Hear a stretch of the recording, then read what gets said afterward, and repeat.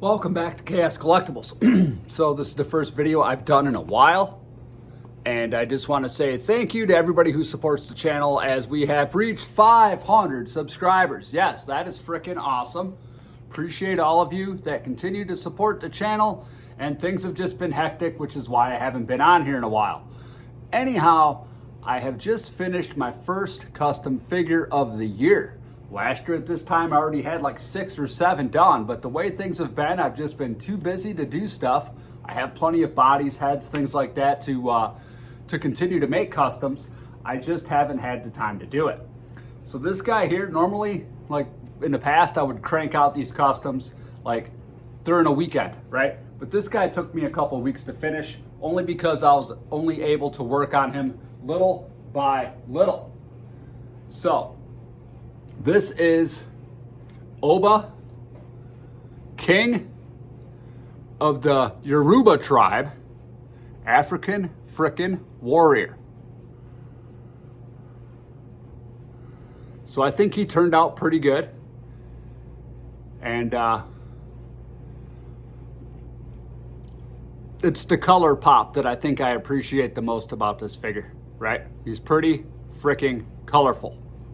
So how exactly did I make this guy?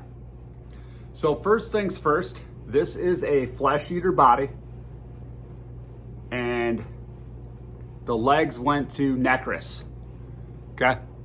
The head I got on eBay. I wanna say it's a Luke Cage 3D printed head. I'm pretty sure that's what it was. But the thing about getting these 3D printed heads is they're made for 1/12 or 6-inch figures. So what I did is I had the guy who made it for me size that sucker up a little bit to scale it with this. So I told him basically to scale it with Masters of the Universe Origins because the guy was not familiar with Zolo figures.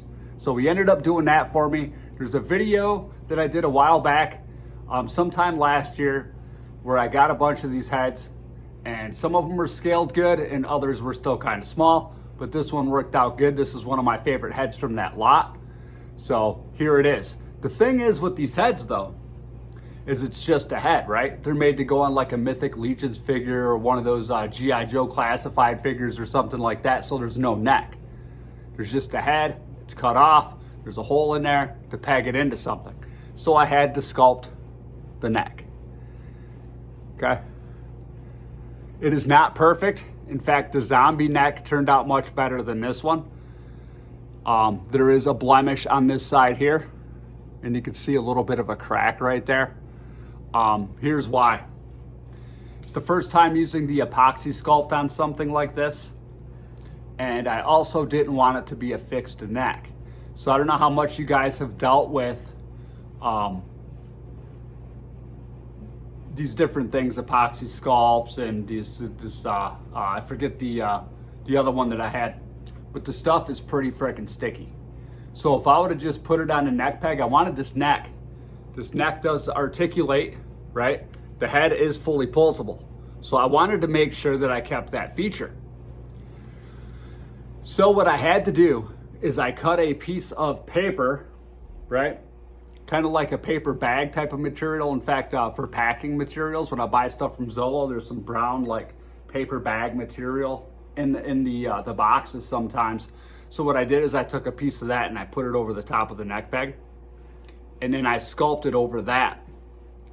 And it appears as if, as this thing was curing, I don't know if there was a thin spot or what happened, but it didn't quite, it kind of cracked a little bit, and there's some texture to it right there, which is kind of a bummer. I mean, it is what it is, right?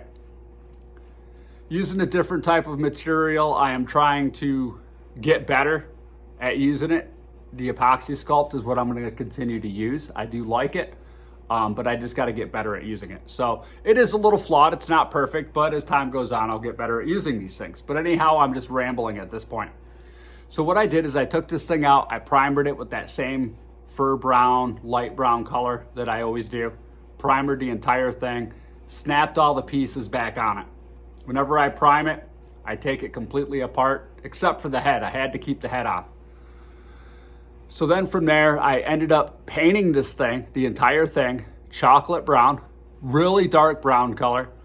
I thought about keeping that super dark skin tone, but at the same time, I didn't know exactly what I was going to do with this figure. I don't know if I just wanted to make a warrior or if I wanted to make a tribal warrior. I wasn't sure. I had a couple ideas going through my head. Didn't know exactly how I wanted to do this guy. So then what I did is I ended up taking Beastly Brown. I mixed it with Barbarian Skin Tone. And I dried brushed over the top of that. So you cannot see it in the pictures, but there is some dry brushing on here. So the skin tone is not just one color at all, right? Did the whole thing like that. So then I'm like, you know what? I think I wanna make this tribal frickin' warrior. So I did the face paint on him. That is my own design there. It is not symmetrical by any means, but it's not supposed to be. I figured trying to paint a symmetrical frickin' face paint would be pretty difficult. So I did that there. And then, for the necklace, I took this bad boy here. I took one of these Triclops armors and I cut it down with a pair of scissors to fit that. See the lines down the middle of it? You can see it right there, right? So I chopped that down with scissors. Did the best that I could with just, eyeballing that sucker.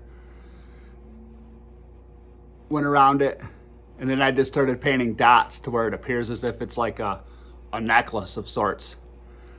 So I went around, did a bunch of dots in one color, another color, back around, and did that.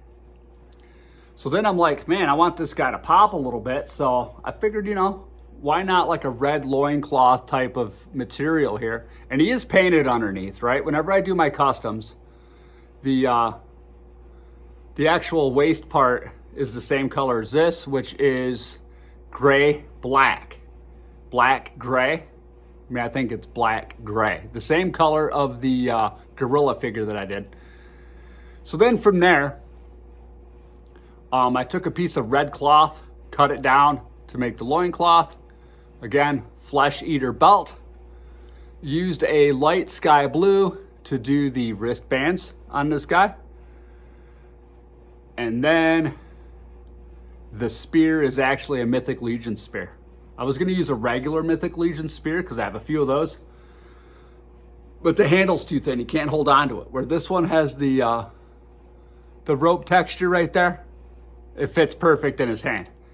So put that guy together there. That is pretty much how I built this sucker. So yeah, I just wanted to get on here and kind of show you guys what I've done with this guy. And I think he turned out pretty good. The only thing is that kind of bothers me there. But I mean, it is what it is, right? So there you have it, everybody. This is Oba, the warrior. Thanks again for tuning in. I hope you all have an awesome day. Until next time.